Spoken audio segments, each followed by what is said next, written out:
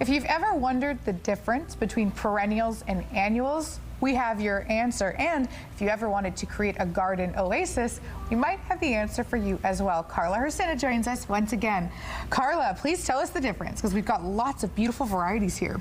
We have a few varieties here. You would be amazed at how many perennials there are that will survive in our area. But a very good question is, what is the annual and the perennial? Well, basically an annual, like marigolds and petunias, those are plants that survive only our growing season, like our summer.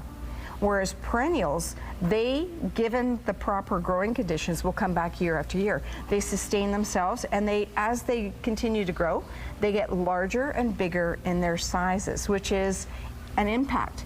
Now, probably the most important part is looking at it going, okay, I want to incorporate a perennial garden so I have sustainability of maybe my investment once in there and allow things to grow bigger. So, and there's so much playfulness that you can do.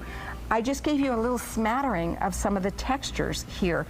And you also have to remember, like here, if you're looking at a plan, knowing the direction of where your house situates and where things are sunny or shady, or maybe the ground is drier in one location or in a moister condition is really important when you're wanting to incorporate your gardening, let alone your perennials.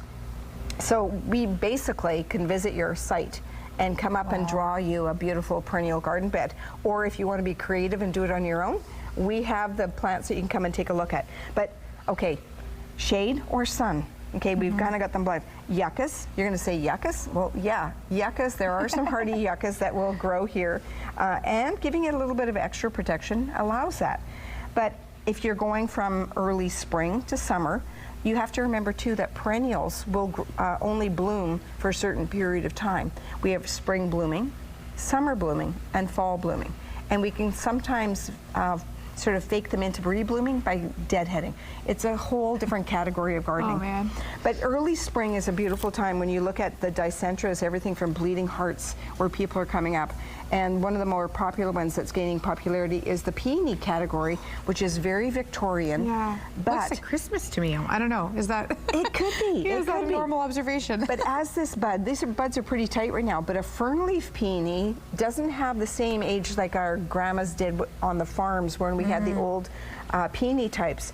But peonies are making a comeback because the color combination is massive. Beautiful. And again, if you're looking for texture on your hostas for shade, there's also hostas that will take a little bit of sun. So looking for them, and you can play on some of the colors by heights too. You can see a lot of hostas are very short, and maybe you want to go big, bold, dramatic for the back. Wow. And I guess the other thing that I would probably say is know the size of the plant, know how big it's going to be, or if it's a vining one like the wisteria that's here, give space to your perennials so they are given the perfect allotment that they can mature to. Well, it's the perfect space for your garden at home. Get Growing, brought to you by St. Mary's Nursery and Garden Center. Get a lush yard and garden thanks to expert advice from gardening professionals.